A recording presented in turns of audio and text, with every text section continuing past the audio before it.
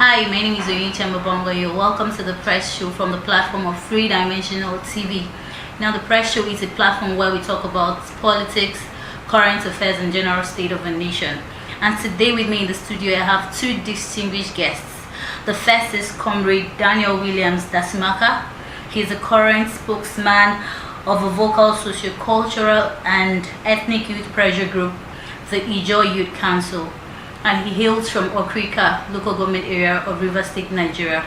He also has a Bachelor of Science degree in management from Rivers State University and also a Master of Science degree in logistics from the prestigious University of Salford in Manchester, United Kingdom. He is also an advocate for good governance. You're welcome, sir. Thank you. Also in the studio we have Comrade Emmanuel Hart. He's a political activist, a social commentator, and the National Chairman Youth Coalition for Good Governance. He has actually been here before, and this is the second time on the show. So you're welcome. Thank you for having me. Now, today we'll be discussing some pressing national issues. I'll start with you, Comrade Daniel Williams Dasimaka. So there's been this opera on social media about the suspension of the amnesty boss, Mr. Dakubo, and the alleged replacement by a Northerner. So, what do you feel about this new development? Well, the development is an unfortunate situation, and I think the managers and the handlers of the amnesty office are being misled, or I think they're being mischievous when it comes to managing the affairs of the presidential amnesty program. Of course, a whole lot of processes and coordination at the level where it was supposed to be like run under the presidency directly.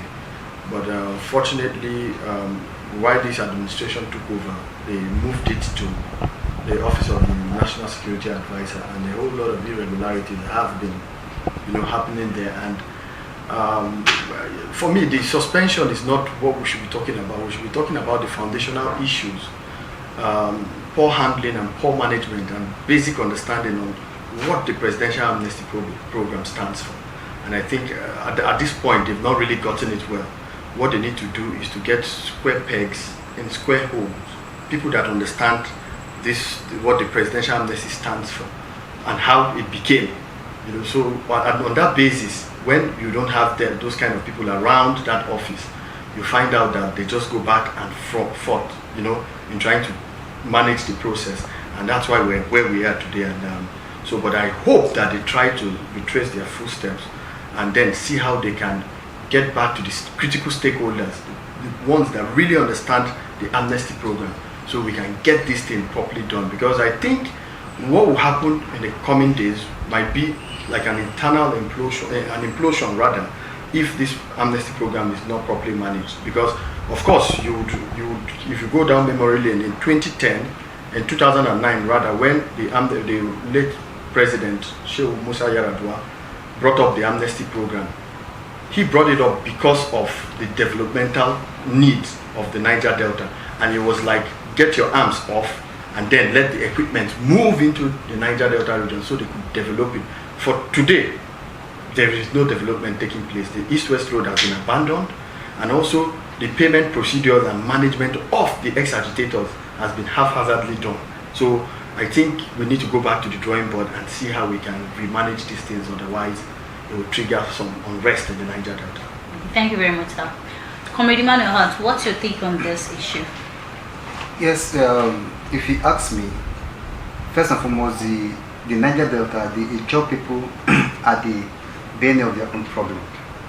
First, I've heard what my Congress said, square peg in square holes, and so to say. But I don't think that is the foundational problem.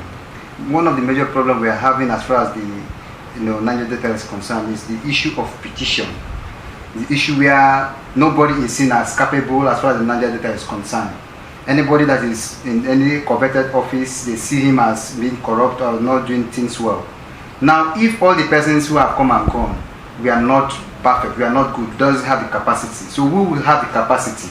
And we are at a time where the presidency is looking for any opportunity to leverage on to undo the people. For God's sake, my own take is that when a northerner is leaving an office or is being replaced, they replace them with a northerner. Why is it that in the case of the Niger Delta, we are not saying that Dogbo should not be replaced, but if you want to replace him, replace with a Niger Delta. That's just my own take. And of course, we are in a situation where even the security agencies, the service chiefs, they've done woefully. They've not done well. Woefully, they've done wrong. But even that the presidency is still keeping them. So what happens with that in our own case? So if he can still keep the service chiefs, even when there are agitations that they should go because of the high cases of killing and banditry and Boko Haram across the country, then the cabinet still keep deaf ear to this calls and cries. Why come the case of the Dokumo is a different case altogether? Just that the president is trying to play the ethnic jingoism activism, and that is what is happening. So for me, it's not a palatable experience at all. Okay, thank you very much, sir. Okay, so Comrade Daniel Williams, you've been a spokesperson for the IYC for a while. So if you were to be the President Muhammadu Buhari, what would you do to remedy the situation? Of course, like I said in my earlier statement, putting square pegs in square holes, we're going to shop for the best. Of course, there are people that really understand that we're part of the amnesty disarmament. Those people are like the encyclopedia of the program. We can make reference to them. We can get some of them on board to manage the process of the amnesty program. And for me, if I'm the president of the Federal Republic of Nigeria, that is exactly what I'm going to do. Because, of course, the amnesty program was given for peace, for there to be peace in the Niger Delta, so the oil production could rise, could increase also, and then we could have peace for development to strive. So when you're not getting all of this all together, then I think you should go for a review. You should check what you're really doing, if it is in line with the amnesty program itself, if you're really keeping to your promises, if you're really managing the program the way you ought to manage it. And when you're not doing all of that, that means you're breaching the agreement you had with these gentlemen you got out of the creek some years ago. So for me, they have to do the right thing. The government of the day would have to go back to the drawing board, like I said, look at what is going wrong or what has gone wrong and start addressing these issues. Otherwise, like I said, we'll be in for another doom after 10 years of the amnesty program. All right, thank you very much, sir. How about you, Comrade Emmanuel Hart? What would you have done if you were to be the president of this country? My take is on this matter is very simple.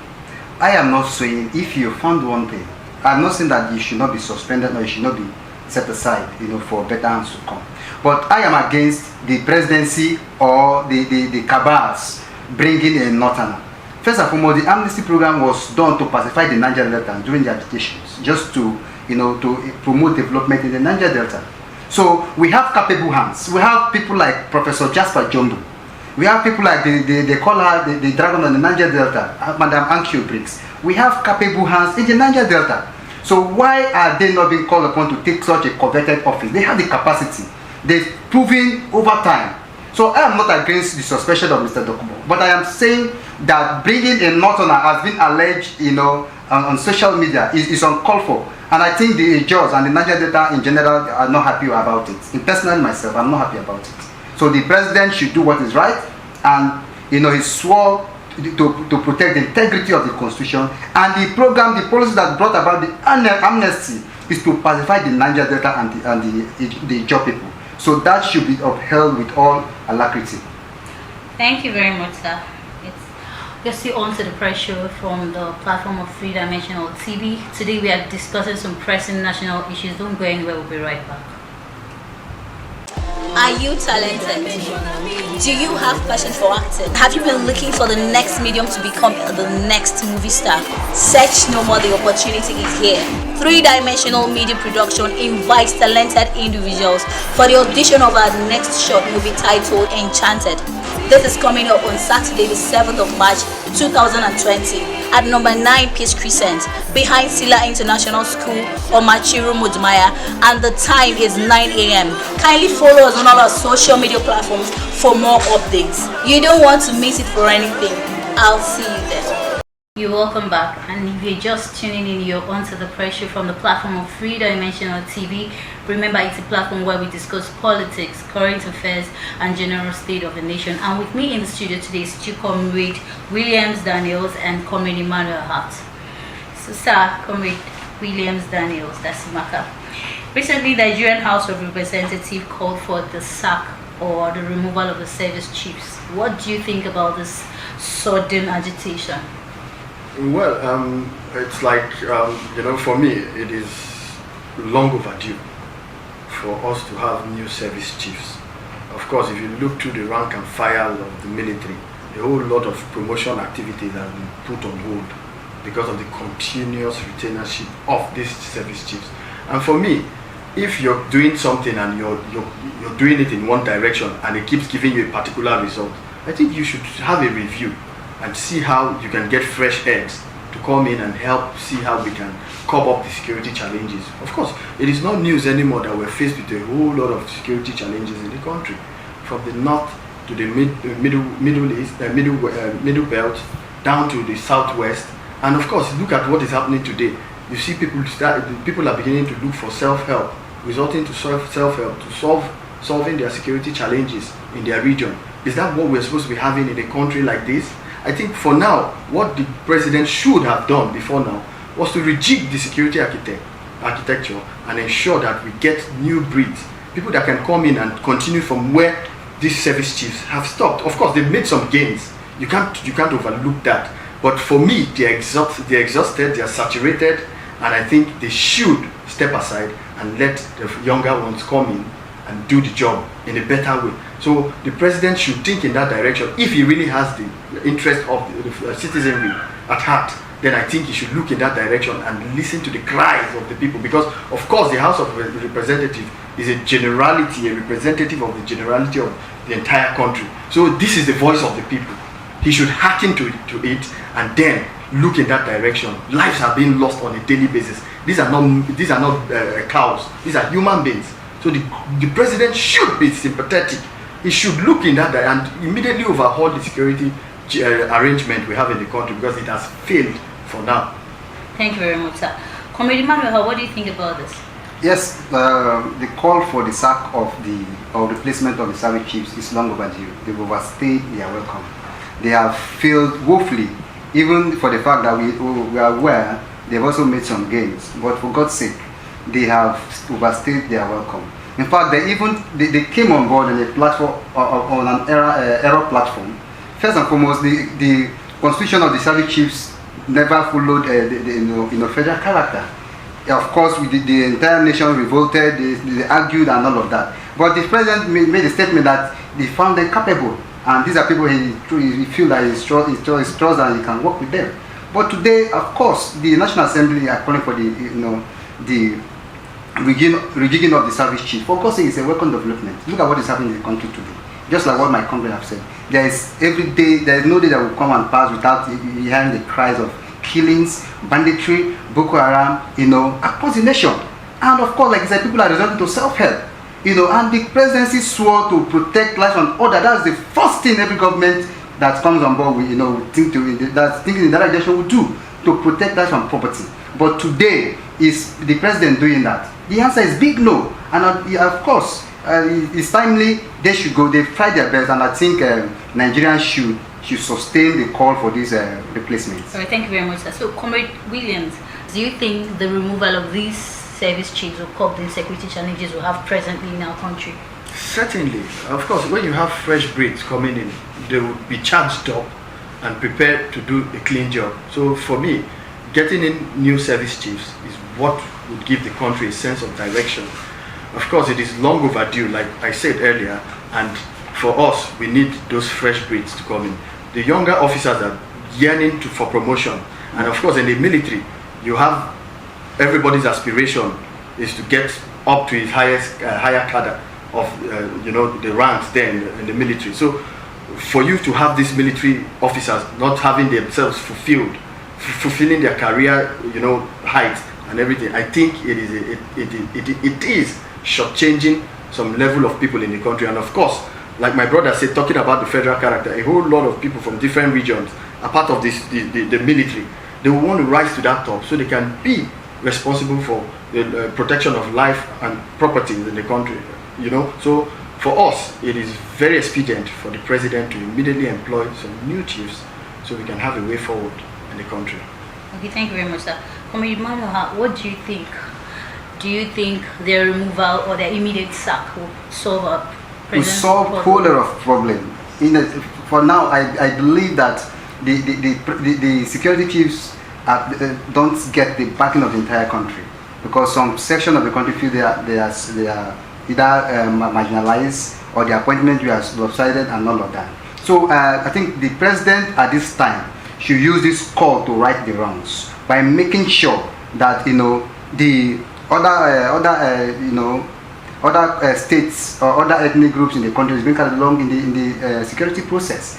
You cannot be having a security meeting and you have only one set of people in the meeting, all northerners and all of that. It doesn't go well. It doesn't happen anywhere before. So the president should use the opportunity to right the wrongs, and by so doing, the presidency will have the backings of the entire country to fight together to win this race. Sorry, to cut you short. Talking about the security challenges in our country, our president has recorded some level of success. Now, talking about the operation last tool to defeat Boko Haram, it has been a huge success. Now, you come down to the north, to this area where we have the exercise Crocodile Smile to curtail the menace of this militant activity. No, I will not agree with you in that direction. The Operation Crocodile Smile, they were all orchestrated just to shortchange the Niger Delta and the Joe people. Of course, they came, rape our women, rape our girls, destroy our properties, and some of them, took something that doesn't even belong to them. But in the north, so to say, we never recorded any such thing.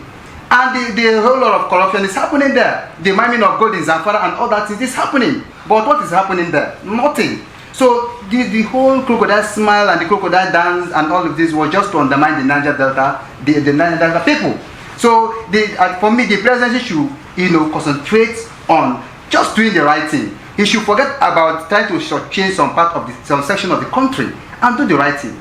So he has not recorded any feats. He came on power, telling us that within 6 months, 3 months, that Boko Haram will be disseminated. But today, we've even gone from Boko Haram to banditry. From banditry to we don't know what will happen next. So, of course, we have not seen the promises of the president in the fight against insecurity in our country. Thank you very much. Now, Comrade Williams, still talking about the security challenges we have in this country. The president has also called on leaders across West Africa to join forces together to fight these insecurity issues. Don't you think it's a huge step to eradicating the insecurity challenges we have in Nigeria? Aside the service chiefs, the president has made efforts to fight these insecurities. Don't you think it's a huge step? Well, because security is not a one-man business. You need some level of collaborative efforts, to get security job done. And so, if you look at most of the challenges we're faced with today are from our borders. The influx of light arms and bandits. So, for him to have called for a collaborative effort from our brothers, our neighbors around us, I think it's a good one, but it needs to be carefully watched, because I think if you look at the entire Boko Haram activity, it's like a deliberate act or action to annex some level of control into Nigerian space, and I think most of these countries are compromised. If you look at the global security architect, the French people are involved in the Mali and all the up north northern African countries, and then you have the English down, the Anglophone, and then of course you have the Portuguese also. So there are a lot of international politics that are being played at that level. So if not carefully managed, you'd find out that some people are trying to annex their territory just to be the what do they call it again? The independent. What do they call it? I'm trying to get the right word. Like we were being colonized by British, of course. So they want to annex that land to get some level of colonial space, to operate to carry out their businesses, because of course Africa is like a business ground today, where the British people are there taking what they're supposed to take, the French is there, the Portuguese are there, also the Americans are also there, and at the Liberian angle. So for me, the borders are something we should closely watch, and I think we should do more of internal security checks other than getting it to external. Otherwise they will understand our strategy and then we can be defeated at that point. So that is where I think the president should look at it from and ensure that we have our internal security properly set up so we can move forward. Well, the president said he carefully chose the service chief based on merits. So these people, he feels they are credible. Well, I think it is just a misleading statement, I think, from Mr. President, because you can't have these service chiefs as the best in the country. You have other young officers who have been trained. The country has spent huge amount of dollars, millions of dollars, training them abroad in Israel, in Russia, all part of the world. So you can't tell me that these are the most competent we have in the country. That's a big lie for us, and it's misleading for Nigerians. So we want to see the other young officers that we've budgeted huge amount of monies to develop them, bring in their input to fight out all the crimes and criminalities we have in the country. Otherwise, we'll have these guys saturated, exhausted, and lacking new ideas to forge the security architecture forward. All right, thank you very much, sir. So, Comrade Emmanuel, do you believe these service chiefs were appointed based on merits?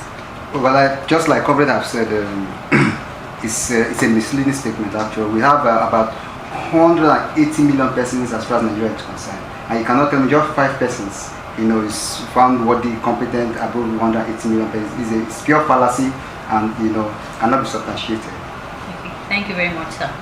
Comrade Williams, we know you're aspiring to be the IYC national president. So, if you're elected, what do you intend to bring to the table? What new thing would you do for your people? Well, like you said, the new thing, of course, I think the strategy is obsolete. Our strategy from 1998, when the Kayama Declaration was made, and also while the Ejo Youth Council was formed, of course, we were under a military junta. Today, we are in a democratic process, and the approach we used 21 years ago is quite different from what we should be using today. And it is not out of place to also look at the text, the submission, the summary of the Kayama Declaration. One or two things have been responded to by the Nigerian state, like the Niger Delta Development Commission. Of course, you can't take that away. What are they supposed to be doing? Their core mandate is to ensure rapid development of the Niger Delta. Have they really lived up to their tenets? Have they really lived up to the mandate they were set up to do? So for me, coming in as the IYC president, we will put them in the checkbox. We would ensure that we put them on their toes to ensure that every dime, every amount of money that is being budgeted for the development of the Niger Delta should be expended in the Niger Delta and not what we've been having over the years. And of course, we have the security challenges. We're talking about Amotekun in the southwest today. Of course, we need to sit together as the drivers of the Niger Delta, because we are predominant here in the Niger Delta.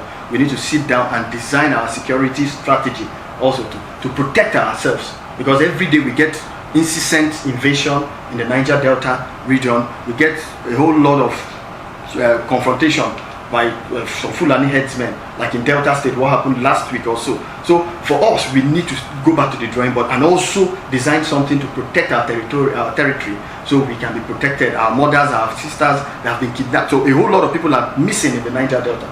We don't know where they are. So as coming in as IYC president, we will be addressing a whole lot of these issues. And then internal security also amongst ourselves.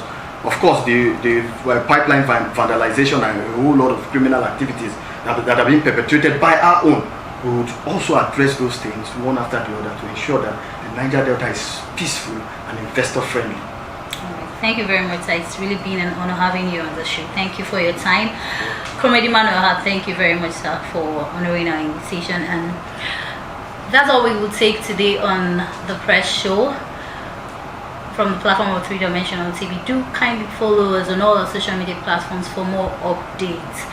I still remain your host, Onyechi Amabangu. Thanks for staying with us.